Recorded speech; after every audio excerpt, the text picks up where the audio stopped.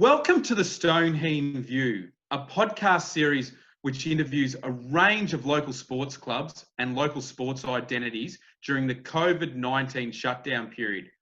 We find out what these clubs are doing during the current health crisis, which has seen winter sports postponed. I'm Mark Heenan, and today I'm joined by my co-host, Mark Stone. Welcome, Stoney. Yeah, thanks. This is a bit of another part of my world, living in the media world, and especially the young lady we're going to speak today, because she covers a lot of areas that I actually grew up in. So I'm quite excited. Well, I am too, because obviously there's some situations with regards to the shutdown of some of the, I suppose, newspapers as such, and we're going to get a completely different angle today. So today we're going to talk to a Star Weekly journalist who works in Melbourne's northwest region. She joined Star Weekly in 2009 and became a full-time news journalist 12 months later. She has spent 6.5 years as a sports journalist, which is her true passion. When COVID-19 hit in late March, she was stood down from her job at Star Weekly. She plays women's football for Sunbreed Kangaroos in the Essendon District Football League and plays up to 2 social netball games a week during the footy season.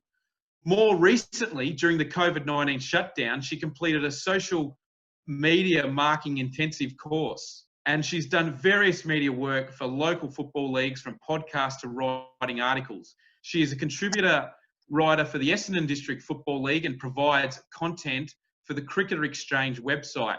And she is a lover of all sport across all seasons. We welcome to the Heen View sports journalist, Tara Murray. Welcome, Tara. Thanks for having me. Not a problem. And I guess one of the things that I can identify with your situation as we go into, I suppose, not only just shutdown, but one of the beauties about this program is that when we had a chat to Mark Stone about, planting the seed for this podcast, is that I was in a situation where I'd done my last story for an affiliated Star News Group paper, the Ocean Grove Voice, and we got the clubs together and we wanted them to support, getting united because of the season shutdown. I want to talk to you as someone that I know through a little bit through our relationship with the newspapers, I suppose, how they're joined together through Star, but also, can you tell us about your situation when you got the sort of dreaded phone call, or when you were told when your services were no longer wanted as a sports journalist? Yeah, so I got stood down. It was about when everything sort of came to a head at the end of March, and it was sort of midway through the cricket finals. So I had some competitions that had started grand finals, some that hadn't, and some that was still had a few weeks to go in their cricket season. So we got sort of that one weekend, and that week then footy had been cancelled. I think soccer may have still been going ahead, but basically every other sport had been postponed their season. And there was a little bit of debate over cricket, what was happening there. And it was a Friday afternoon, and Fridays are normally my day off, but I'd actually worked the Friday morning and I was working from home because I'd sort of got what was happening with some of my cricket competitions who had been awarded premierships, all of that. And I actually headed to the gym. I had one story left to go because I had one competition that was still looking to go ahead at that point, and in the end council canned that. So that was Friday afternoon to finish them grand finals on the Saturday. So I was at the gym when I got the phone call to say, look, we're going to stand you down until the end of July. Tara, I was just tweeting before we start on air, what's been the most challenging thing for you as a sports journo with a stand down like that? How have you occupied your mind and your creative skill? I mean, Mark spoke about a social media marketing course, which has been fantastic. So what have you learned out of that? Look, it was something I've been looking to do, was study anyway. Now was an opportunity. I had that time to study it. But for me, I've been working since I was 13. I started umpiring basketball when I was in year 7. So I've always worked since then. And I think basically since I got my first casual job when I was 15, the most time I've had off is a month. And I was overseas that whole entire time. So I haven't had time off like this since I was 11 or 12. So it's actually quite weird for me. And I'm someone who's on the get-go because, as we mentioned, my work is sport. I've got a second job that's involved with sport, and I play sport. I play footy, I play netball. That it's not just my work life, it's my whole entire life that I've had to sort of change, and it's like where's it gone, where's what I'm used to doing. So that's probably been the hardest thing, is keeping my mind going. As you mentioned, I've done a social media marketing course, and sort of to build on some of those skills that I already know, because I've done a lot of social media stuff at Star Weekly. Like I ran a lot of the Star Weekly Twitter account, did a lot on the Facebook pages with all the sports stories, and now I'm starting actually a podcast course as well, just to get some knowledge and just to keep the mind ticking over. Tara, when we talk about obviously the situation that you're in at the moment, I mean, you have updates from leagues, and I guess in some ways that the league that Mark Stone and I are involved in, or I suppose where we live, is that the AFL Barwon made a decision during the week that they're not going to proceed with the seasons with the Geelong and District Football Netball League, and obviously the GFL, BFL, and the Colac District Football Netball League, and those associated divisions in that sense, is a full proper season. Now, you're in a situation where you're going to be awaiting some information, particularly on senior football with regards to the Essendon District Football League, but we know that you have some information, or you have relationships also with those other leagues nearby. So we're getting to a date, I suppose, I think around June 22, June 23, when we sort of find out about what's going to happen there. How much of that is dependent on whether you go back to your existing job? And also, what are the scenarios if there is no football in the Essendon District Football League? Do you think that the paper that you've worked for will want you back?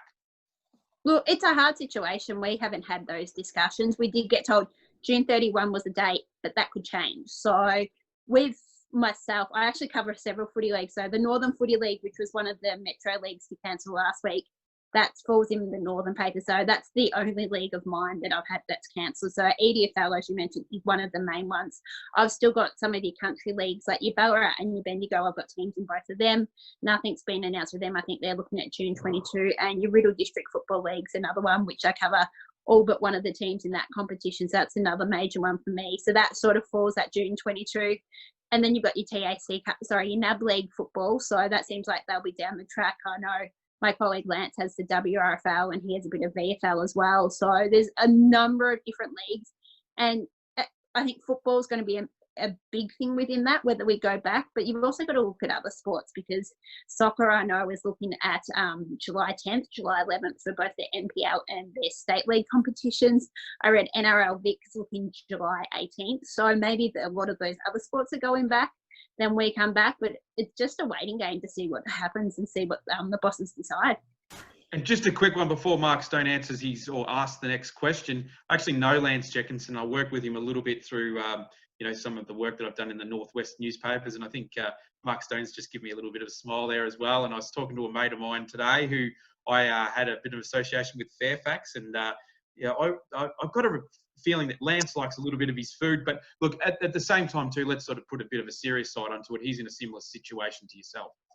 He is, yeah. We were both told the same day and got the same situation. So he's been someone I've kept in touch with, and we've sent messages back and forth and that. So he's exactly the same, waiting for sport to come back, and it's a little bit of unknown for both of us.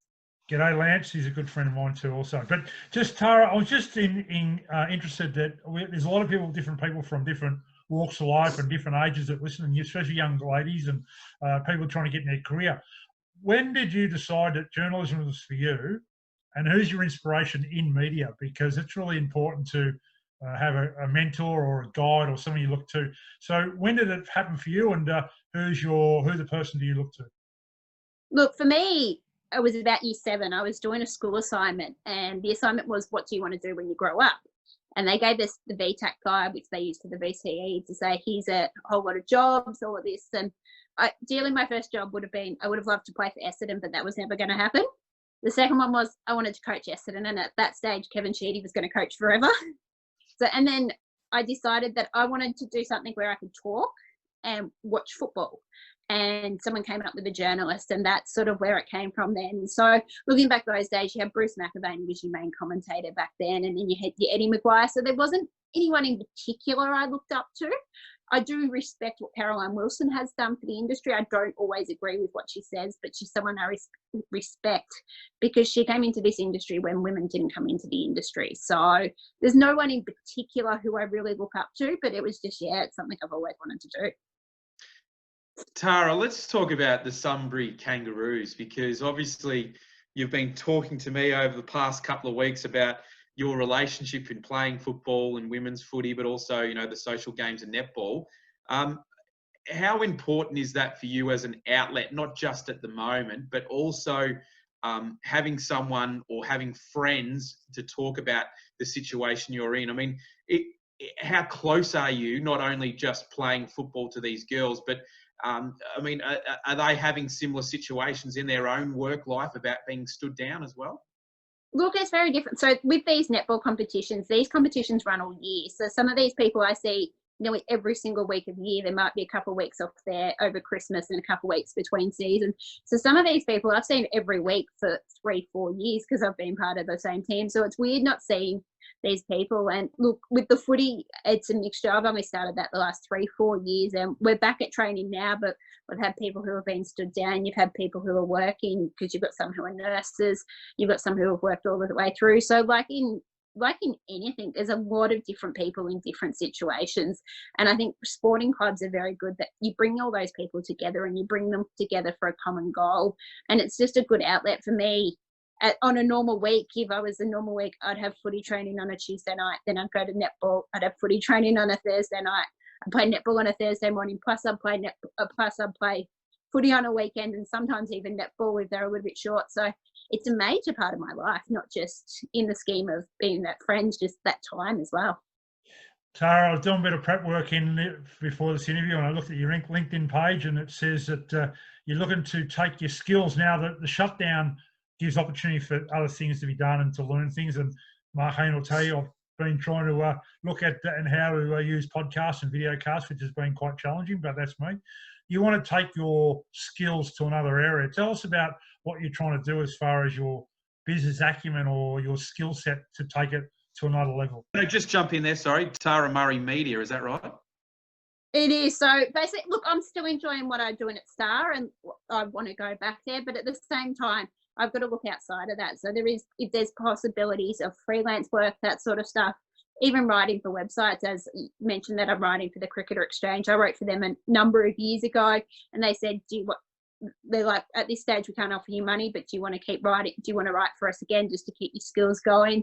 I've got another cricket website who's actually got in contact with the last couple of days about possibly doing some stuff for them. So it's just sort of taking those skills and maybe working within sporting clubs and sporting leagues that I've got that I can produce content, and now I've done that social media marketing. So it sort of takes that skills to the next level with social media pages, helping run them, giving clubs an idea, okay, what do you post on your social media, when do you do it, how much, all of that sort of stuff. So look, I want to keep in the journalism industry. It's my passion. I love what I do, but at the same time, you'd be stupid not to look at other skills. And as you mentioned, you guys have been looking at other stuff.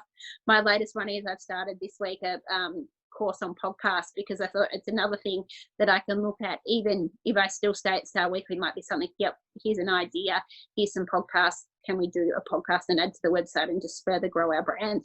We talk about obviously the newspaper side, but also the, you know, like, as I said, we understand, and it's great how active you've been in the social media space with the intensive course that you're doing and some of the skills that you've got out of that. And obviously you've been doing quite a bit of good work throughout the leagues as well. And, you know, sport's your life, but just take us into the EDFL and how important that is for you. I mean, I think you mentioned that you live in Essendon, and obviously you're an Essendon supporter as well, but in terms of the actual EDFL, you're doing the podcast work there, and the people that work in that sort of media management area there as well. I mean, and you're writing obviously content for them. Just talk about some of the experiences you've had since the shutdown. Yeah, so it's sort of been a little bit different. So I got involved with the EDFL media team probably 2-3 years ago. So their media manager, Adam, came to me and said, hey, do you want to write a preview on our website for one of the divisions each week? And I thought, yep, I covered most of the teams anyway for work, just something extra to do. And it sort of went from there, and got involved in their podcast. And last year, sort of the last probably 18 months, 2 years, become their women's football expert. So I jump on board, talk about women's footy. And it was just natural playing in the competition as well. So last year we had a women's segment throughout the regular EDFL podcast. And when we got to finals, we actually had standalone women's football podcast shows. We had guests and everything like that. So I don't think there's many of them around, if any, that I know of. So with it, I know the EDFL's been pretty keen to keep their media people still involved, still doing stuff. So I've still been writing articles and that, because I was meant to be doing their women's article preview every week. So that sort of hasn't happened at this point. But just stories about what's happening around the grounds and that sort of stuff. Like we've had one of the players, his mum lost her house to a house fire, so they were doing a charity fundraiser there, and just bits and pieces that are happening around the league. I think the last one I did, I went down to one of the footy clubs before their training to see how they handle the COVID-19 restrictions, and this club was going the extra step of temperature checking all their players and that as well. So just going down there and seeing what that looked like. Tara, do you have brothers? You have a dad at all? And I'm just curious about where, you know, a lot of females get into other things and you get into footy, and obviously there must be a bit of male influence with your dad, or you've got sisters that play the game, but where did that inspiration come for you for netball and football? Actually, it's not the male influence of my family that's sort of done that. I've got a younger brother and a younger sister, and neither of them are big into football. Dad's not big into football. He doesn't support any team as well. Used to be whoever was playing against Essendon, just to annoy the hell out of us. But mum's the sports fan in the family. She's an Essendon supporter. We grew up, we got the opportunity to play sport growing up. So we did swimming, then I did netball and basketball and played both of them growing up. We could have done whatever sport we wanted. We're limited to how many we did, but it was always a big thing for us growing up. None of us are the most sportiest people, but it's just getting out there and having fun. But it's mum who's the one who is into that. Like I know we've been to the Cricket World Cup final, we've been to basketball, all of this sort of stuff. Even when the American basketball team came out, I get this message from mum going, have you seen this? I'm like, yes. You want me to take you, don't you? Yes, that sort of thing. So dad will come along just to make sure we don't get into trouble and we're behaving ourselves, but mum's the sports influence. What position do you play, Tara? Normally in the forward line. I don't have a lot of pace and a lot of endurance, so normally hidden in the pocket somewhere. Hey, Tara, just with the situation outside of sport, and one of the questions that we try and ask our guests is, you know, what have they done during the COVID-19, whether it's cleaning, maybe working on their car, or, you know, could be doing some fitness running, could be doing some other house jobs around, you know, could be some non-sporting activities, particularly as you have a little bit more time at the moment. What's something away from the sporting field, or something you've had a bit more time to do? Declutter, perhaps? I've been one of those ones who set up the home gym. So, because I've been normally active with sport, and then I've got a gym membership, and I'm also pretty big on the reform of Pilates. So I went from exercising nearly every day to, if I don't set something up, I've got nothing. So I borrowed some weight. I borrowed a weight set from my brother, and I've been doing online Pilates classes. And my footy coach was pretty good. He was happy to do one-on-one sessions pretty early through the shutdown. So I think I've done a one-on-one footy session from about Easter all the way through. So I had that, but I had the online videos, all of that. That's been my big thing, is probably the online fitness. You've got to love how active you've been. That's fantastic. Yeah. I've got to keep going, Tara. Go on. I've got to do something to keep me busy. Otherwise, there's nothing else to do. That and the Maribyrnong River, walking around there, has got it done quite a few times as well. Yeah, one last one for me. I suppose that, you know, it is a difficult thing for a lot of people to keep your mind active, and especially when you're an energetic type person. What other hobbies have you got far from sport?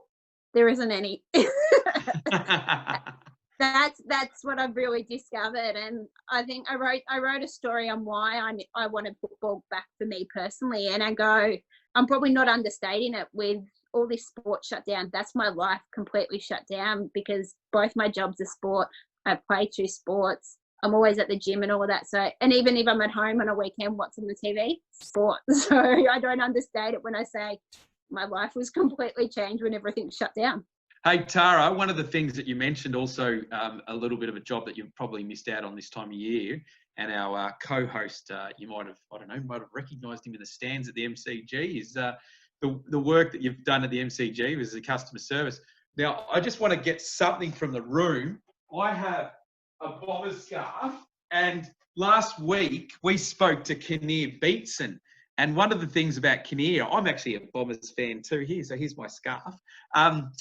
is we spoke to Kinnear and Mark Stone set it up. He being an Essendon, the Sydney Essendon game this weekend. But when we spoke to him, that was going to be the first game coming up. So I was sort of hoping that perhaps there might be a few injuries at the Swans. What I want to ask you is, when you go to work at the MCG, and then when Essendon plays, how do you keep your biases intact when Essendon kicks a goal? And also, our friend here, Mark Stone, he's just featured on the cricket, which is the test on Amazon on Prime. So as an MCG worker, got himself on the documentary. So I don't know. Have you seen any things like that?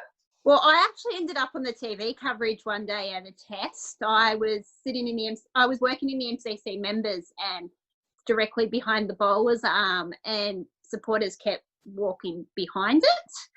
And in the end, we had Channel 9 up there. We had the fourth umpire up there, all of this. And it came across that I had been on TV telling off patrons for walking across behind the bowler's arms. I didn't know this. I've checked my phone later, and I've got people from Twitter who I've never met. They're like, you were on the TV, and you were on the TV. And my auntie and my nan had to tell my nan's like, I saw Tara on the TV and that sort of thing. So I've had that little bit a few years ago about being on that, and now they're pretty strict with putting rails so people can't walk through and all of that. So that's quite an interesting one. Hey, I've actually worked with Tara at the MCG. I recognise her face. Hey, Tara, if you see a bloke that's about 6'1" again, that's got a gap in his teeth, and he's trying to get a tan, that's probably Mark Stone. You won't confuse him for anyone else. So yeah, that's great. Look, I was going to say, you said about the Essendon element. My way to keep my professionalism during Essendon games is I generally have the rule I don't work them because I can't be professional. So is it sort of like a good idea? I wish it was like the Eddie Maguire commentating rule. So I think I worked through my first year. One, I was on a gate and I barely saw the match, and Essendon beat Collingwood, and it was an upset win. And the second one, I was near the Richmond cheer squad, and Richmond beat Essendon, and I got given shit by Richmond supporters all night. So I made it. I did work one last year, but I was in the MCC members, so a very different situation. Oh, well, good stuff, Tara. We think some of those stories that you are doing, and we want you to be pumping out the stories, because we think that in all areas of Australia, and particularly local sport itself, you sort of encapsulate what happens at the heart of the suburbs, but also you've got that attachment to your AFL club, but also AFL footballs, and we've got the AFL football recommencing tonight. So yeah, we want to appreciate you for coming on the Stoneheen View podcast. We haven't had a journalist on yet, and believe it or not, Tara, this is our first episode that we've gone Facebook Live. So thanks to you, and thanks for you to being part of it. Thanks for having me. Not a problem. Mark Stone, just another perspective on life and what happens during this COVID-19 shutdown, and what people are doing to get around it. And obviously it's great to get a fellow sports journalist angle on what's happening with their world. I love the story element of people and their personalities and how it shines through, and just different angles from all people from all walks of life. So another great guest, Tino.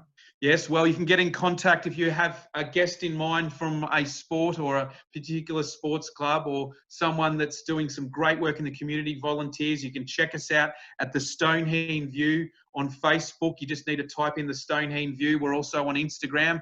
Our podcast is also available on Apple Podcasts, Spotify, and also, Mark Stone, the YouTube channel.